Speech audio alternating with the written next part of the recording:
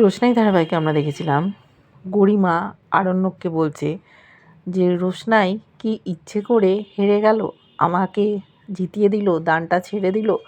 বলছে তার মানে? আরণ্যক বলল হয়তো মাস্ক নিয়ে কমফর্টেবল ফিল করছিল না, আর তুমি একজন প্রফেশনাল ডান্সার, তোমার কাছেও হেরে গেছে, এটাই স্বাভাবিক। বলছে আমার মনে অনেকগুলো প্রশ্ন ঘুরছে, কি জানি, বুঝতে পারছি না।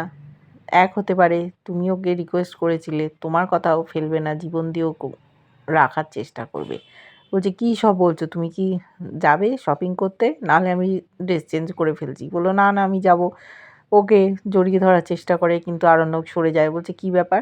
বলল দেখো তোমার পায়ের চোট আছে, সেই জন্য আমি তোমাকে আগলে রাখি। বললো সে তো রাতের বেলা তুমি মাঝখানে একটা বালিশ দিয়ে শো, কিন্তু এখন তুমি কি বলবে? আমি তো রেডি হয়ে আছি। ওর হাতটা ধরতে যায়, ছাড়িয়ে নেয়, দূরত্ব বজায় রাখছে যেন।